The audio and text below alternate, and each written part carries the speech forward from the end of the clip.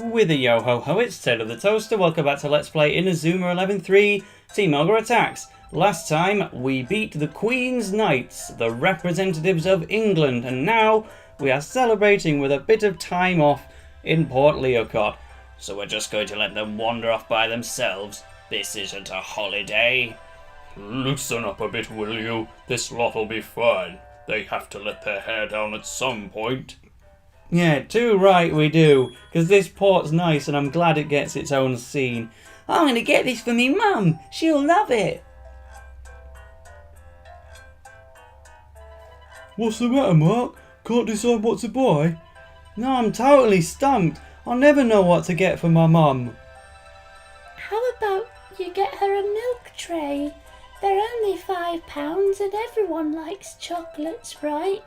Alternatively, if James Arthur makes a new album, then that's Tale of the Toaster's album of choice to buy for your mother. No, I'll be fine right here. I didn't need to read that now, did I? Pah, I don't know what they're all so cheerful about. I want it done. Have I made myself clear? Huh?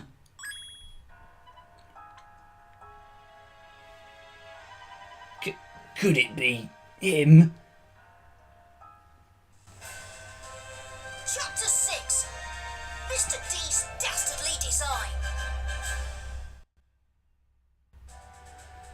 Now you're gonna have to excuse me, I'm almost certainly gonna break into a coughing fit in this episode. Not even gonna try and voice Thor because we've got Caleb lines in this. We've got Coach Hillman and we've got someone else as well who's going to murder my voice in this re-recording. Right, that's enough chit-chat. Your free time just came to an end. It's time to get training. Head to the pitch at the Japanese camp right away. Meanwhile, Hurley Kane's just casually naked. Hold on a sec, Caleb's not back yet. Trust him to wander off on his own. Austin, go get him, will you? Austin doesn't answer to you, Kevin. He calls you big ears and mocks you because he's got more goals on his record than you have. There he is. What are you up to, Caleb? We're heading to the training pitch back at our camp. Huh? What's that? Alright, I get it.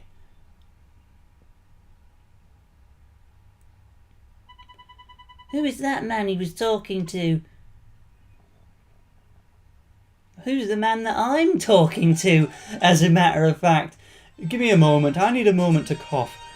And it's only gonna get worse, trust me on that. But for now, let's take a little bit of time. A few episodes ago, I asked you for predictions on who would win the first matches in the FFI, and I would like that again, because now we've got the first set of results in. Inazuma National defeated England, and Argentina were the losers against the Italian team Orpheus. So at the moment, Inazuma National's actually joint top of the league, alongside the Italian Orpheus, of course. And over in Group B, Brazil, the tournament favourites, they're in first, and also tied with them are Spain's Red Matador, because Spain were the ones that, well, I don't know, is there a way? Yeah, Brazil defeated Germany's Brocken Brigade and Spain defeated France's Rose Griffins, while Côte Victoire have yet to play at all, same with Unicorn. So we'll get to the camp then and do some training, as is quite often the objective in this game.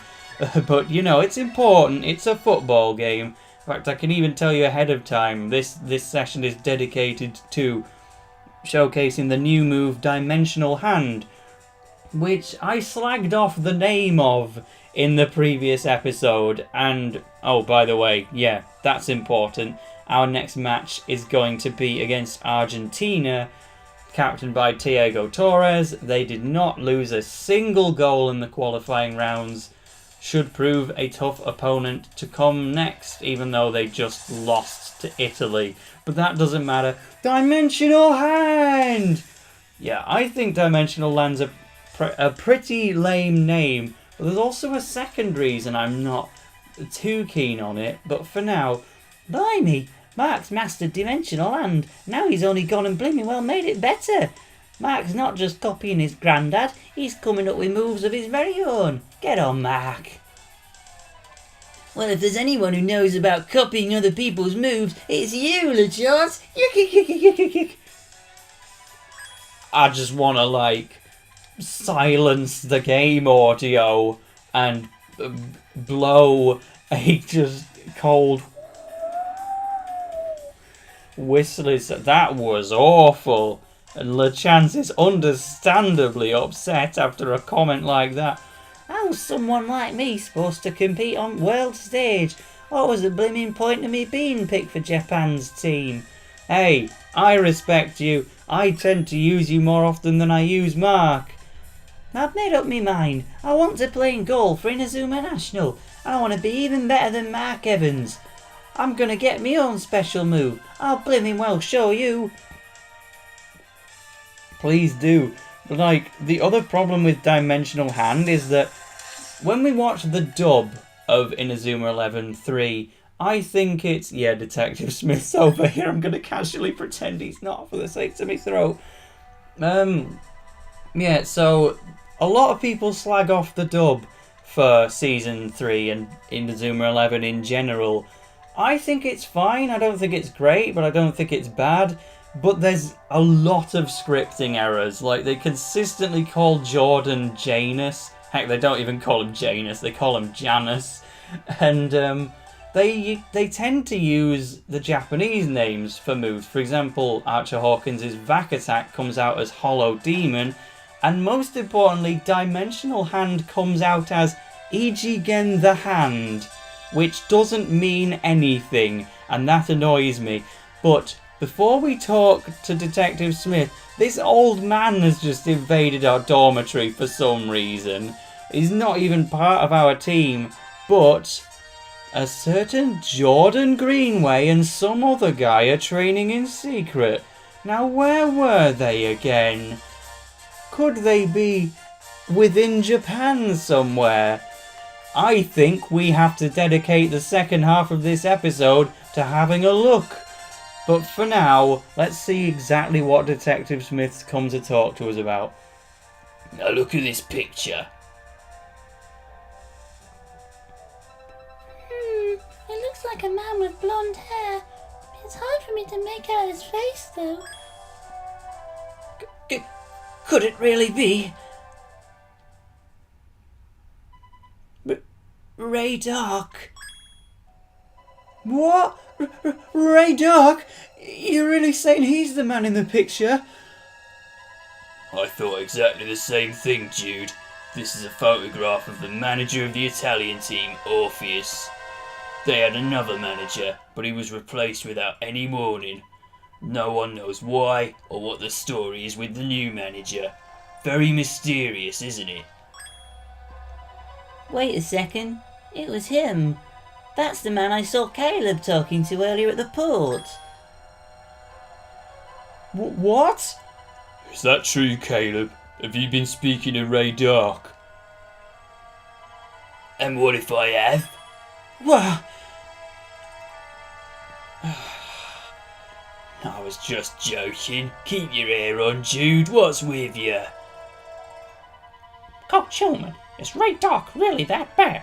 I've never seen Jude lose his cool like this. Ray Dark was the force behind the Royal Academy team. For 40 years straight, they were undefeated champions in the Football Frontier tournament. But Ray Dark was never a man who fought fair. Behind those victories lay all manner of dirty tricks and devious plots. 40 years ago, before the Football Frontier final, the Inazuma 11 team bus was in an accident. It was Dark's doing. Mark's grandfather, Dave Evans, was gravely injured, as was your own coach Hillman. The team couldn't play, so victory was Dark's. So they couldn't play and forfeited the game?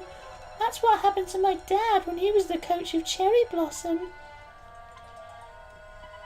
It was Ray Dark who created Ambrosia, a potion that let humans play like gods.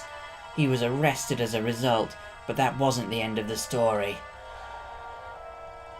He went on to create a team called Royal Academy Redux and threw down the gauntlet to Ryman once more. He forced Samford and other players to use forbidden techniques like Emperor Penguin No. 1, which left them physically shattered.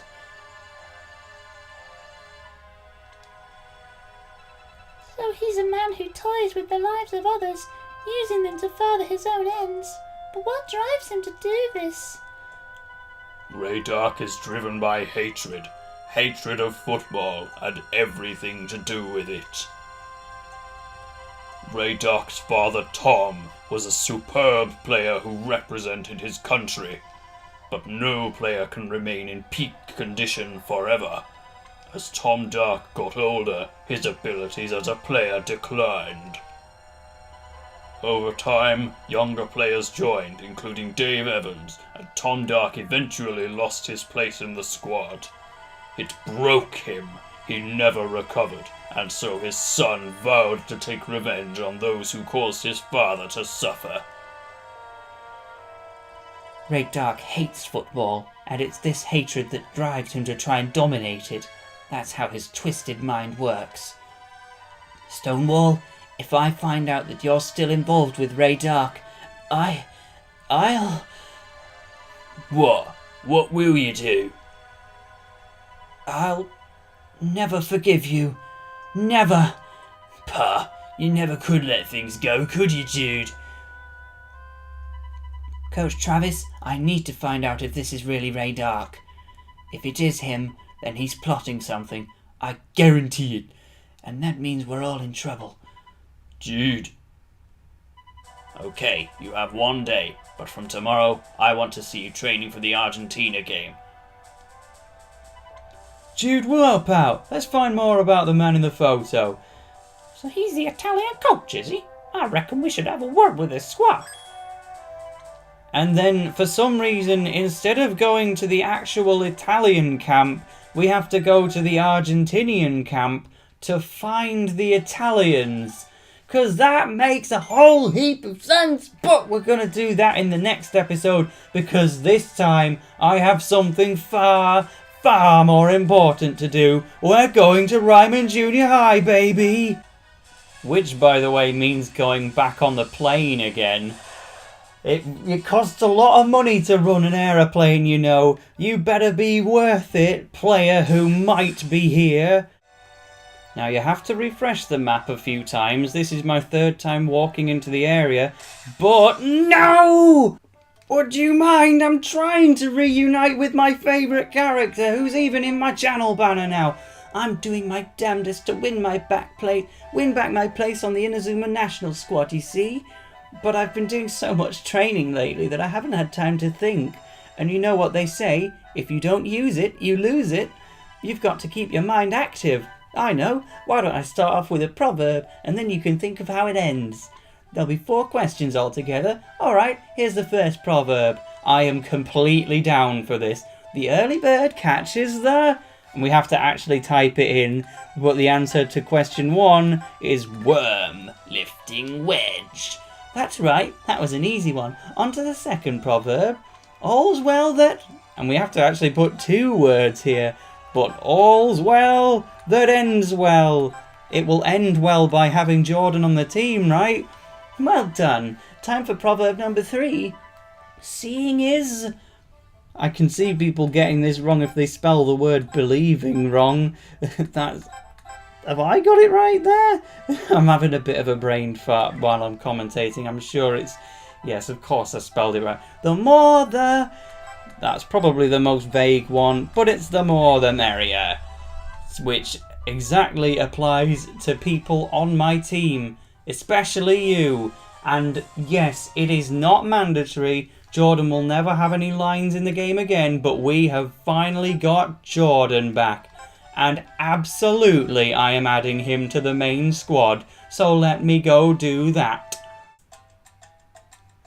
And so we have got Jordan back on the team. I decided to remove Todd Ironside to make way for him because ultimately Todd isn't getting to do that much for us anymore. He's a defender without any defensive move. But even though I don't want to put Dave Quagmire on my actual team, there's still no reason not to collect him, because we don't even need to play the guy. We can just go to Okinawa Merry Times and have a word and do some more quizzes, this time with Dave Quagmire, and his signature move is Gungnir. These are, instead of being proverbs, these are Inazuma 11 quiz questions, and one of them is actually pretty tough. The question to episode 2, the second question is Epsilon, that's the name of Dvalin's team. I want to see, where did you first play against Epsilon? And that's quite forgettable actually, because Epsilon first appear at Alpine Junior High, where we meet the team, but we actually play them for the first time at Kyoto, and even then the answer could be Cloister Divinity, but Kyoto gets the job done. They actually turn him back into question mark for question 4. This is by far the easiest one. His name's Dave, but question 5 is genuinely a bit of a sucker. At Alias Academy, Zine was the captain of the Genesis, a title given to Academy's strongest team. But what was his team called before they received this title? That's pretty tough. I didn't know that the first time I came here. I could kind of think of it. I knew it was something else starting with a G, but I even thought, is it Gaia? But then I ruled that off because they have a move called Gaia Break. So I thought, no, it can't be that. But no, Genesis was in fact called Gaia originally, before they earned the Genesis title. Well, there we go, we've got Dave Quagmire on the team. So we're almost done with this episode. To close off the video, there's just one more thing I want to show. Now off screen, and only off screen because the recording corrupted, boo-hoo, I went back to Cool Kit in Japan and I bought the key to the bottom of the club room. And the treasure chests have disappeared now, and I'm not getting them back. Thanks, Elgato. I'm going to have to buy a new one. I think it's on its way out. But there were 2 treasure chests in here, and there will also be an extra competition route here in the post-game. First of all, we got a special tactic called Crescent Moon, which I will try to demonstrate at some point.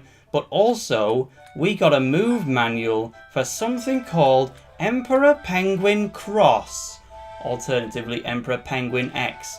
So I'm going to keep David Samford in my party, and in the next episode we'll go to the Argentinian camp and hopefully use that in battle while looking for the Italians. So see you then.